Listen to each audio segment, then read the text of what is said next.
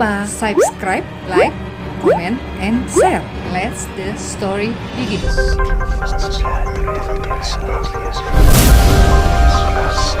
Assalamualaikum, makasih ya buat kalian yang udah klik video ini. Balik lagi di channel Misteri Elsha Septagia.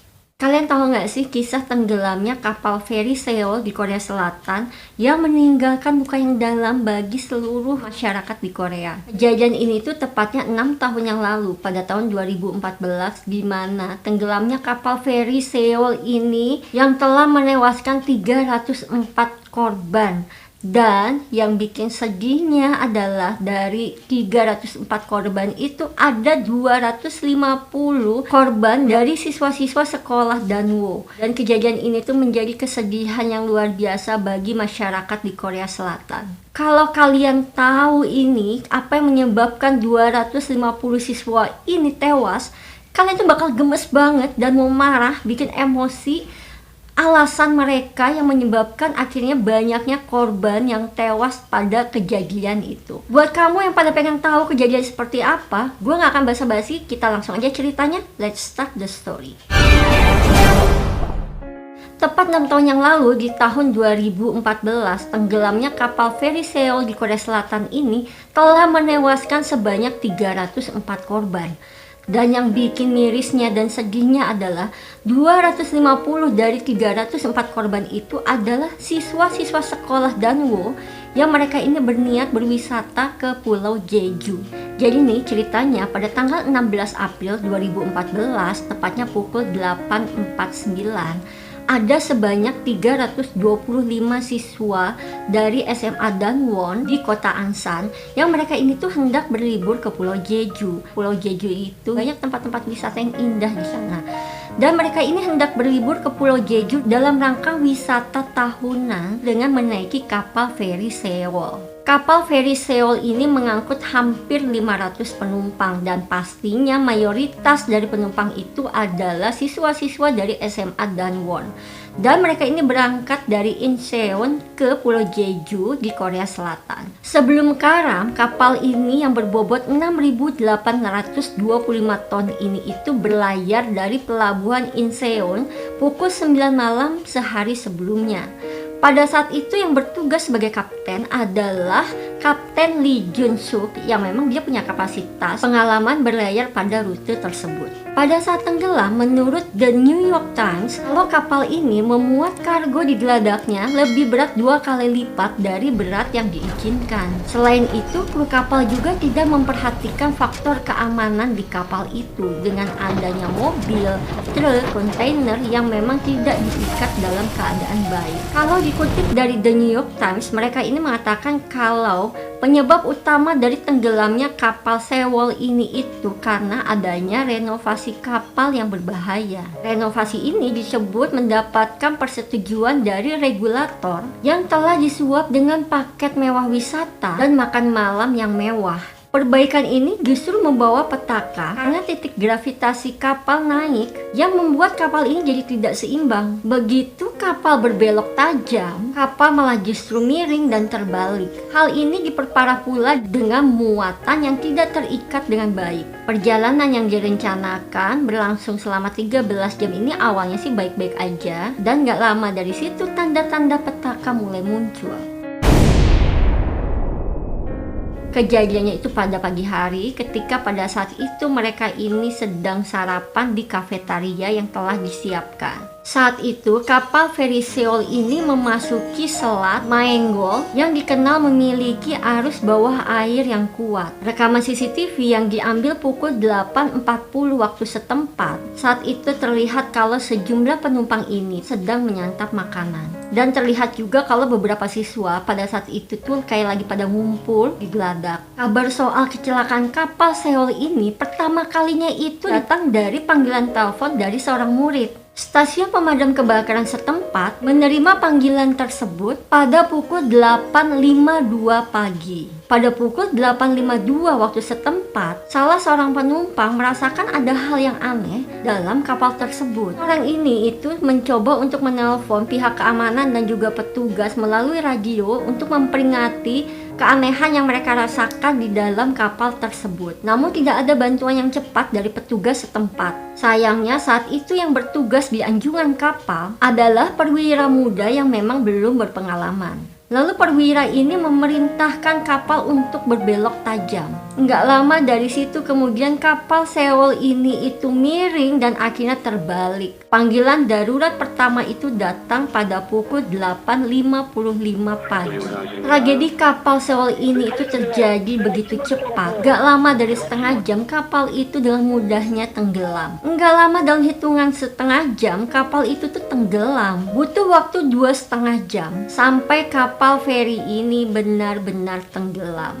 Sekitar 11.18 siang, buritan kapal akhirnya tenggelam. Pukul 1:03, seluruh bagian kapal sudah tidak terlihat lagi. Seoul karam di lepas pantai Pulau Jindo. Gue tuh cerita tentang tenggelamnya kapal feri Seoul ini tuh sampai sakit kepala. Akhirnya sebuah kapal patroli ini datang, dan saat itu yang bikin gemes dan marahnya gue ini, saat itu sang kapten meninggalkan kapal pukul 9:47. Nggak ada seruan, nggak ada perintah, nggak ada imbauan dari kapten maupun para kru kapal kepada para penumpang untuk melakukan evakuasi. Operasi penyelamatan tidak kunjung dilakukan. Padahal udah melewati jam-jam kritis. Sampai nih ada juga para penumpang yang sudah menggunakan jaket pelampung. Mereka tuh akhirnya berinisiatif untuk loncat dari kapal tersebut ke laut yang dingin. Jadi kebayang film Titanic, tau gak sih? Meskipun ketika kapal feri Seoul ini mulai tenggelam, sampai hanya haluan kapal yang kelihatan di permukaan laut. Sekitar 170 penumpang yang berhasil menyelamatkan diri itu pun ditolong oleh para nelayan dan kapal komersil. Mereka ini sama sekali nggak diselamatin sama penjaga pantai nasional, dan gue tuh nggak tahu alasannya itu apa. Kemudian sekelompok warga penyelam datang untuk membantu proses penyelamatan. Selama berbulan-bulan itu mereka kayak menemukan barang-barang milik korban, dan juga masih ditemukan jasad-jasad korban yang mengambang di laut itu.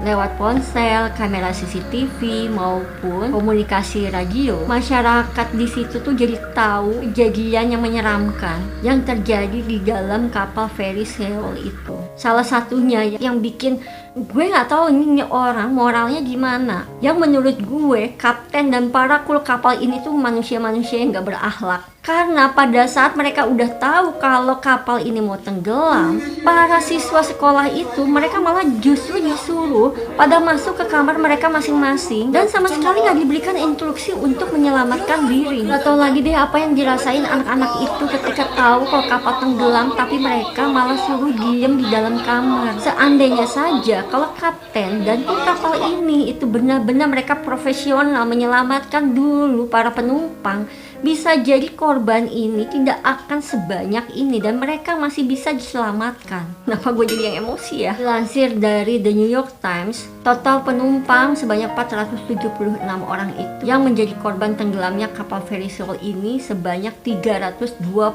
orang, dan mayoritas 250 korbannya ini adalah para siswa SMA Danwon. Kapten dan kru kapal pada akhirnya mereka ini ditangkap oleh kepolisian karena dianggap mereka telah meninggalkan para penumpang dalam keadaan krisis, dan mereka ini dijebloskan ke penjara dengan banyaknya dakwaan. Iyalah, memang harusnya udah kayak begitu. Dan yang nyebelinnya itu adalah si sang kapten ini ternyata hanya mendapatkan setengah dakwaan dari tuduhan yang dia terima. Ada fakta di mana para penyelam ini harus menyelusuri lorong yang sempit dan padat untuk mencari korban yang terjebak. Para penyelam menemukan 48 jasad di sebuah ruangan yang berkapasitasnya itu hanya 38 orang. Jadi itu kayak udah melebihi dari batas kapasitas ruangan itu sendiri.